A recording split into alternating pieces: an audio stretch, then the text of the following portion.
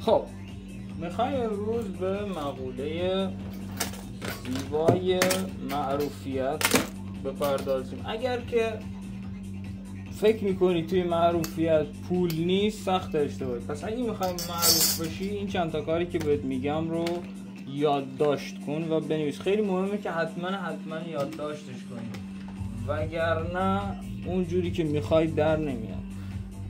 اولین تمرینی که میخوام بهتون بگم اینه که همیشه شما باید یه سری چیزا رو بنویسی. به عنوان مثال آقا من این کلاسورمه، اینا می نویسم، حالا چیزهای مختلف با تاپیکای مختلف. و این تمرین چیه؟ تمرین ذهنه که شما ذهنتو قوی بکنی و عرض به خدمت شما آمادهش بکنیم برای حرف زدن. حرف زدن چی هست؟ حرف زدن قوی ترین و دقیق ترین ابزار تو برای ارتباط گرفتن با دنیای بیرونه. حالا شما اگه خوب حرف بزنی میتونی با همه دنیاهای بیرون ارتباط برقرار کنی. اما اگر به عنوان مثال فقط بیای و یه سری مشاغل رو مسخره بکنی و هی مثلا کلمه نمیصرفه و نمیدونم بی احترامی های مختلف به مشاغل بکنی، به این محتوا میگن محتوای زرد. اگه میخوای با محتوای زرد معروف بشی، این کاملا شانسیه، ولی یه دوربین خوبم میخواد. پس یعنی شما در اولین مرحله 100 میلیون تومان باید هزینه گوشی بکنی و خب حالا شما میخوای اول به همون 100 میلیونه برسی، ولی میای میبینید چقدر هزینه، مثلا فقط این که مثلا بخوای یه تبلیغ بگیری. حالا تبلیغ چیزی که مده، اگر میخوای بلاگر و نمیدونم اینفلوئنسر و فلان بشی، شما بعداً به یه پرستیژی میرسی که اصلا از خیلی چیزا تبلیغ نمیگیری و فقط چیزای مربوط به حوزه خودتو پیدا میکنی یا اونا تو رو پیدا میکنن و تبلیغ میکنن.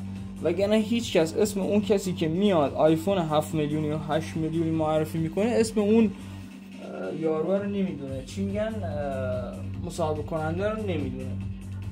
شما باید برای صحبت ها تاپیک انتخاب کنی. اگه میخوای همینجوری بدون تاپیک بری جلو، عرض به خدمت شما کاملا ضرر میکنی. و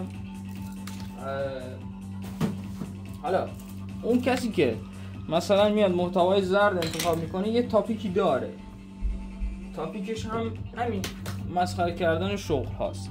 شما اگر نگاه بکنی از سر تا ته پیجش فقط داره مشاغل رو مسخره میکنه و بعدم میاد یه تبلیغ از آهن فروشی، یه تبلیغ از رستوران، یه تبلیغ از همبرگری، از این چیزا بهش میدن و حالا خلاصه خدا کنه همه بارشون رو ببندن از این راه. من مخالف تبلیغ نیستم. تبلیغ و ادورتایزینگ بهترین چیز به نظر من تو دنیاست، ولی اگه میخوای خوب تبلیغ بگیری و پیشرفت بکنی باید محتوات خیلی قشنگتر از محتوای زرد باشه. مثلا بالاخره یه روزی کار تو هم میگیره، نگران نباش. آموزشی مثلا بیا یه چیزی رو آموزش بدی، شما همیشه فالوور داری، همیشه کسایی هستن که میان پیشت کار میزنن. آقا مکانیکی اگه آموزش بدی میان پیشت کار میزنن، ولی اگه مثلا از اون طرف مکانیک هم محتوای زرد داره، بیای مثلا کلاهبرداری رو آموزش بدی، بگی مثلا این کارو بکن، مثلا این روغن و اینو بریز تو روغنت، مثلا فلان بکن و همان بکن، ماشین دیگه هیچیش نمیشه دیگه، این تا یه مثلا یه هفته دو هفته فلان هیچیش نمیشه دیگه، این میشه نهایت نامردی. و خب از اون طرف شما آبروت هم میره دیگه، چون همه مکانیکا دارن ویدیو تو میبینن. عرض به خدمت شما میخوای داخل این زندگی پیشرفت کنی و موفق بشی، باید حتما بنویسی. ساده ترین کاره. ذهن من چجوری تقویت میشه؟ به عنوان مثال من الان دارم یه چیزی مینویسم، خب اینا همش یه موضوعه و خب حالا اونجا هم هست. یه دوست عزیزی به همون گفته بود که نگو بازم داری. خب مثلا اینا همه رو دیده بود، البته اینا که چیزای دیگریه. میگفت نگو دیگه داری، صفحه داری. گفتم عمو جون من میخوام با اون کسی که مثلا آقا رمان خونه یا مثلا عرض به خدمت شما این چیزی که من داشتم می نوشتم یه سریال مثلا فانتزی توریه، یعنی مثلا همه چی توش داره، از شوالیه بگیر تا زامبی، اینو بهش میگن فانتزی. حالا اینا خب این 3-4 تا هم میخواستم اضافه بکنم، البته بیشتر از 3-4 تاست. ببینیم به عنوان مثلا ما الان صفحه چندیم؟ ما الان صفحه 48 و این 49. اینجا من حتی وقت نمی کنم، به خدا چون وقت نمی کنم نمی نویسم و دارم دنبال نوآوری می گردم. خب خیلی کار به نظر من جالبیه و زیباترین کاری که تو زندگیم کردم به نظر من همین بوده و هیچ چیز به اندازه نوشتن این داستان به من تو زندگیم آرامش نداده. پس من به مرحله رسیدم که با نوشتن چقدر جلو رفتم، یا به نظر خودم، به نظر تو شاید نوشتن مسخره باشه. خب تو هم برو همون اسکرولت رو انجام بده عزیز دلم. خب پس ما میایم به چی میرسیم؟ به این میرسیم که آقا نوشتن خیلی تو رو جلو میبره. به عنوان مثال آقا من الان اینجا تو نقش یه مجریم که هم دارم سوال رو مطرح میکنم هم خودم دارم جواب سوال رو میدم. مثلا آقا بیایم به چرایی این که یه محتوا زرده بپردازیم. محتوای زرد، محتوای خب حتی اون کسی هم که میاد محتوای زرد مینویسه، عرض به خدمت شما اینا رو نوشته، مثلا همینجوری نمیاد شغلا رو مسخره کنه، میاد 1 2 3 4 تا سناریو مینویسه، از هر کدوم از این سناریوها با یه اتاق فکری مشورت میکنه، هر کدوم که به نظر خودش و اون اتاق فکرش خنده‌دار بوده مینویسه و ازش مثلا 3 ثانیه در میاره و خب حالا هر کدومشون هم یه امضای کار دارن. عرض به خدمت شما یکی با لهجهش امضای کار، ببینید اینجا امضای کار یا همون مساویه با قلاب هستش. قلاب و امضای کار چجوری هن؟ امضای کار مثلا آقا یکی میاد ته کلیپش میگه مثلا همیشه یه جمله مسخره رو میگه و خب اون جمله تا حدودی درسته. خب و عرض به خدمت شما قلاب چیه؟ قلاب مثلا تو ویدیو تو رو نگه میداره تو ویدیو. به عنوان مثال هر ویدیوی شامل 3 مدل قلابه: قلاب ذهنی، قلاب عرض به خدمت شما دیداری و قلاب شنیداری. نه، شنیداری و دیداری با هم، قلاب مفهومی. خب هر کدوم از اینا مخاطب خودشو داره. یعنی چی؟ یعنی این مدل، این مدل و این مدل. اگر شما بتونی همه این مدل ها رو محصور کنی، میتونی که به اینترنت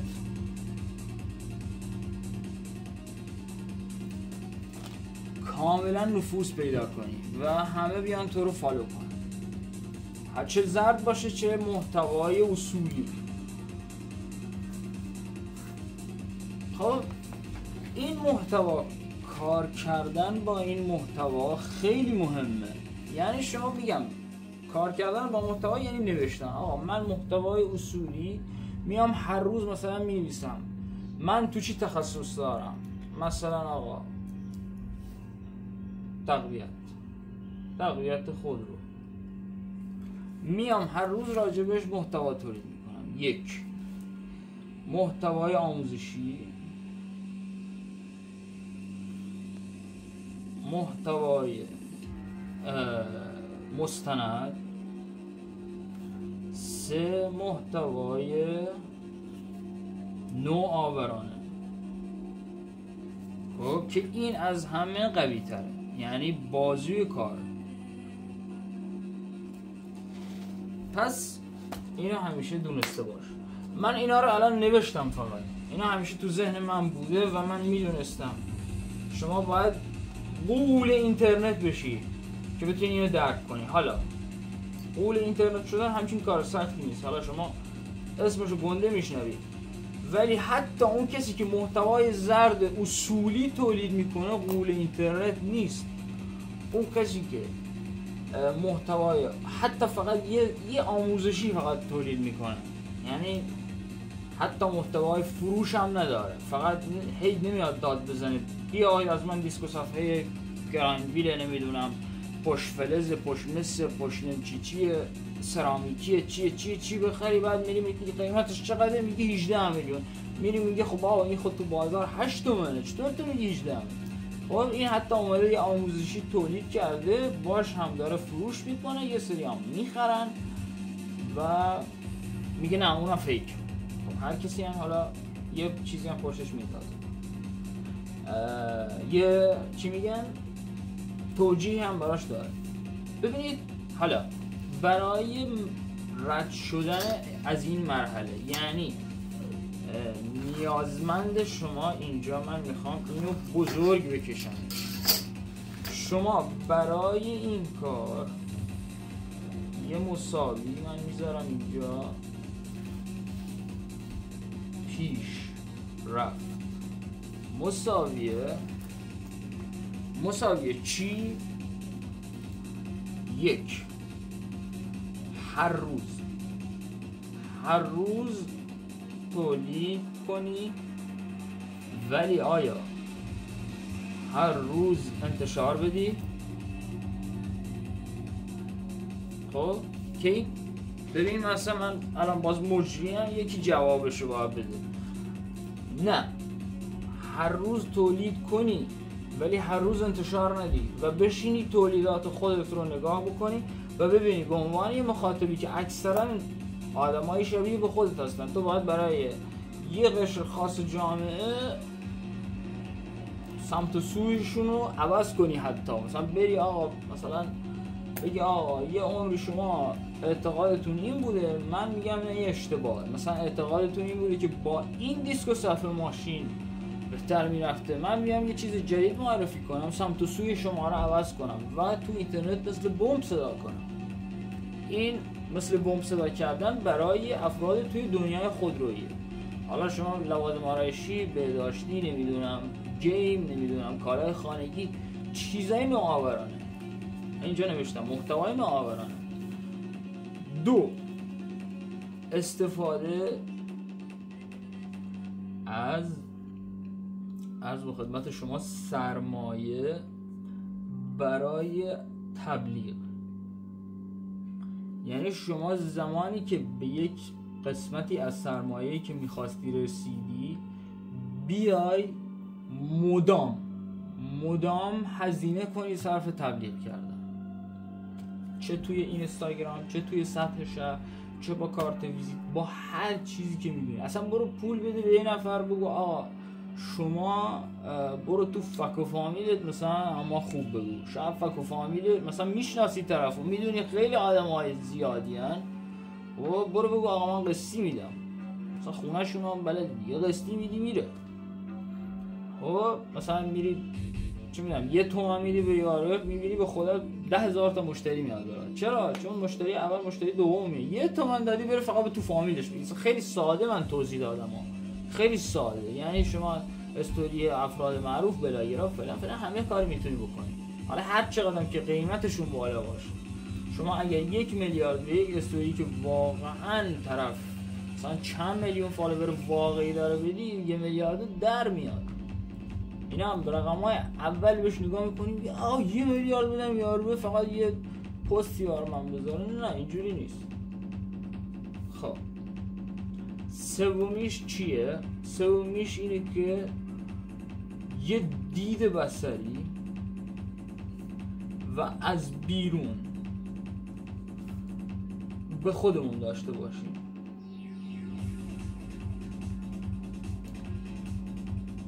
یعنی چی؟ یعنی آقا من توی این دنیا فقط خودمو از داخل به بیرون ببینم آقا منی که دارم این کسب و کار انجام میدم، مثلا خودم به عنوان یه مشتری دارم میپسندم، یا حتی مثلا شده قیافه یارو خوشم نمیاد، شاید واقعا قیافت داری تو ویدیو عوض میکنی، قیافه ساده خودت بگی. مثال میزنم، فقط مثال میزنم. حالا شما باید با کی مشورت بکنی؟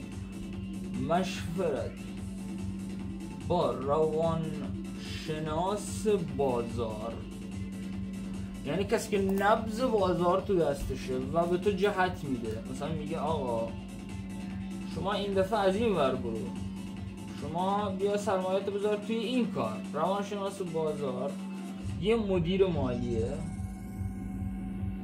که به تو میگه آقا این دفعه بیا توی این قسمت مشورت سرمایه گذاری بکن، اشتباهی نرو همش تو کار خانگی. الان بازار این دستشه، آقا بازار الان دستش مثلا به عنوان مثال بیا یه دهنه توی بازار مثلا خاروبار فروشا بزن، چه میدونم، مثال میزنم، من نمیگم حالا همه بیان، خب حالا به من چه. و اون میاد چیکار میکنه؟ با توجه به سرمایه‌ای که جدیدی که یک کاسبی به دست آورده،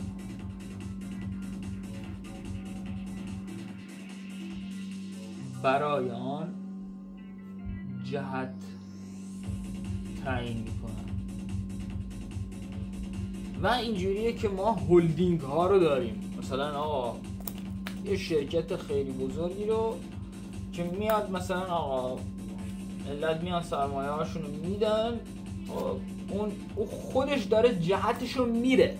ببینید اون مثلا مثل یک قطاری میمونه خب که داره یه مسیری رو طی میکنه. حالا مدل‌های این قطارها با هم متفاوته. یکی میبینی یه هولدینگی میبینی لوکوموتیوهای قدیمیه، یه هولدینگی میبینی که مثلا از این لوکوموتیوهای سری و سیر خیلی خفن. و عرض به خدمت شما این هولدینگ عزیز ما مثلا شما هستی، شما میای چی کار میکنی؟ شما میای عرض به خدمت شما میای با مشورت کردن با این مدیر مالیه هولدینگش رو پیشرفت میدی. مثلا آقا من چیکار میکنم؟ من میام میگم این سری از کارخانگی میریم مثلا مواد غذایی. اما چه مواد غذایی؟ مواد غذایی خوب و مرغوب و خوش قیمت.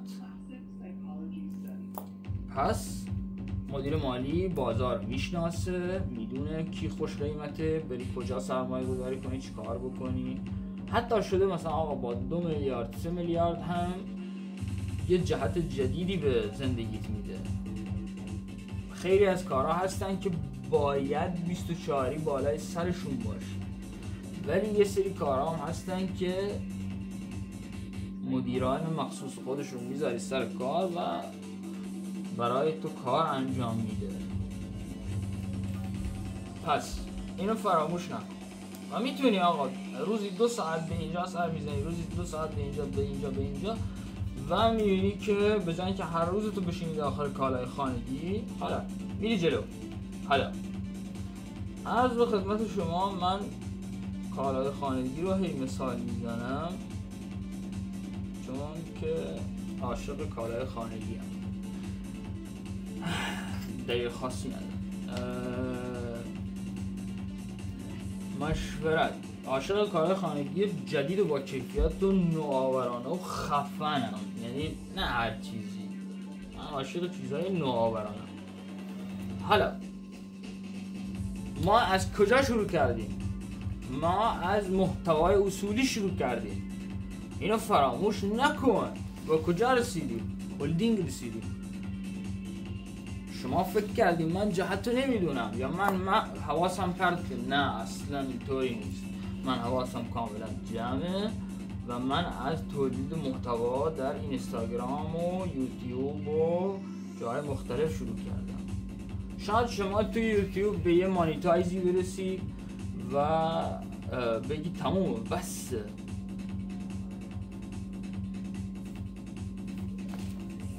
یو مساوی تیوب، یعنی تو مساوی محتوا هستی، محتوا تولید کن دیگه. درسته میگن الان همه چی هوش مصنوعی شده، ولی اینجوری نیست.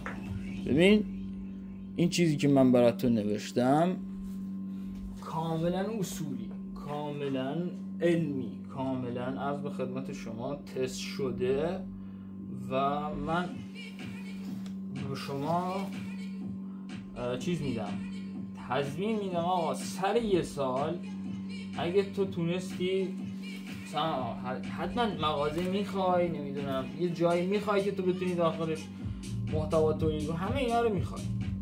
خب حالا اگه شما بیای یه 2 تا 3 تا محتوا تولید بکنی بگی نه چیز نگرفت، ویو نگرفت، 5می 6می 10می و برای خیلی ها شده حتی 200میش ویو گرفته، پس جا نزن. حالا محتوای زرد میخوام بهتون بگم مساویش چیه. محتوای زرد مساویه با خودت میتونی انتخاب کنی، هر محتوای دوست داری انتخاب کن. محتوای زرد من می‌نویسم خوبیایی هم داره. خوبی اولش میگه تبلیغ،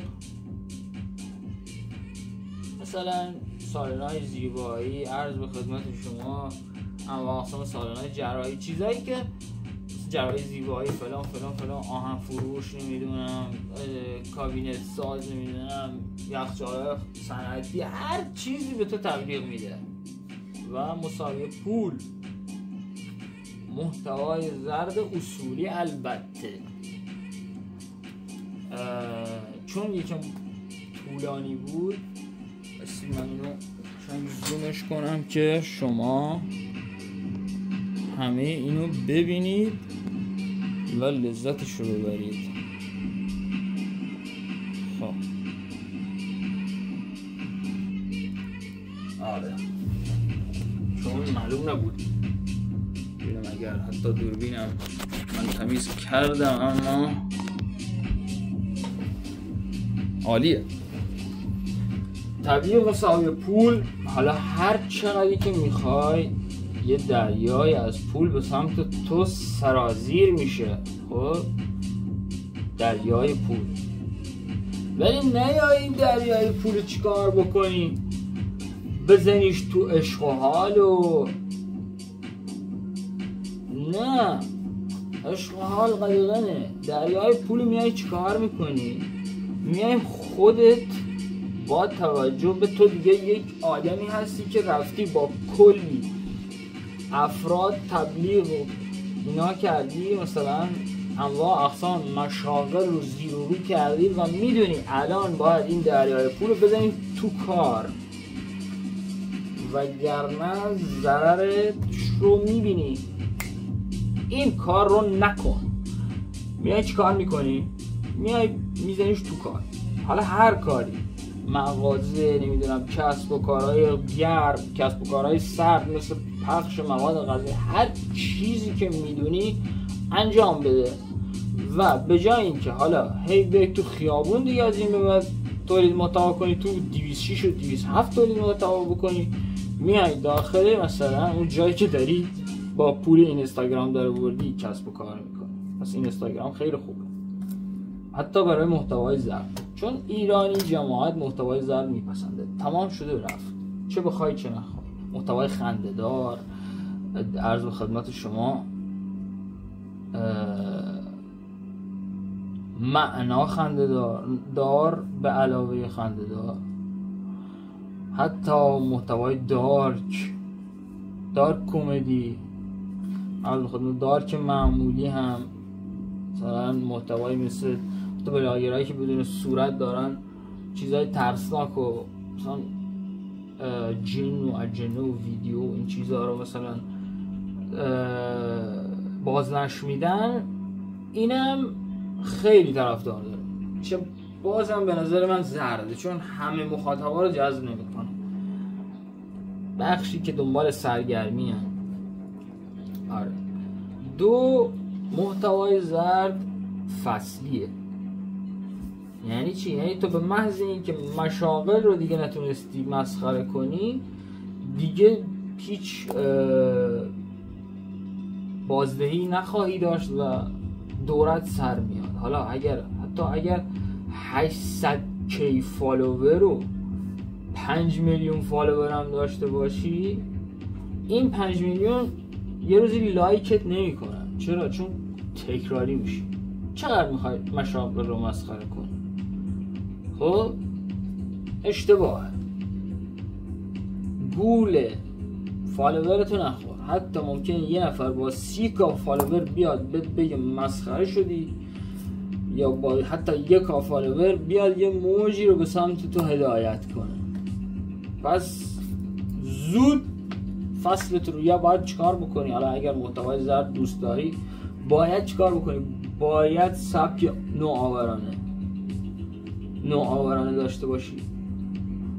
و حالا این نوآورانه رو هر روز باز بیاد تولید محتوا کنی. اینجا نوشتن این برای اینم صدق میکنه. نه، هر روز این کار انجام نده.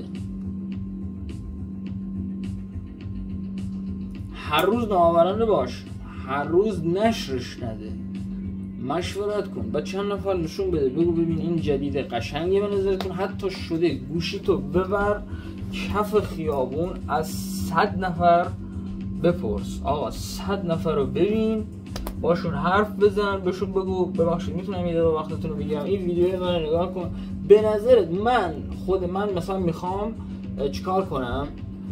میخوام خنده‌دار باشم مثلا. به نظرت خنده‌دار بود؟ به نظرت آموزشیش خوب بود؟ به همه کمک کرد؟ همه این چیزا. خب هر روز این کار انجام نده، ولی هر روز بازنشرش نده، ولی هر روز جدید باش. تمام شده رفت.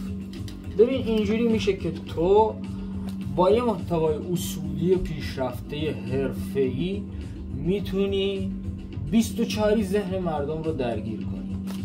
24. ببینید الان من توضیح بدم براتون، میخوام از اینجا نگاه کنم و توضیح بدم. به این قسمت که میرسی یه راه خیلی درازی رو داری، یه راه خیلی طولانی رو داری.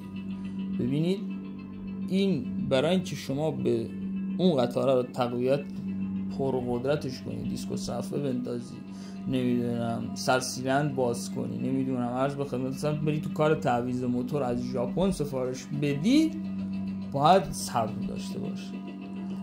ولی اگه بخوای این مسیر رو بری، صبر خاصی نمیخواد، فقط نوآورانه باش. اون شاید روزی 10 ساعت از کارت رو باید بذاری برای مثلا تولید ویدیو. چرا؟ چون تولید ویدیو توی سبک آموزشی کار سختیه، کار هر کسی نیست. خیلی هم هستن که حرفه‌ای شدن و میان تک برداشت میگیرن، ولی شما نمیتونی تک برداشت نمیتونی کار کنی، باید حرفه‌ای عمل کنی. و سلام نامه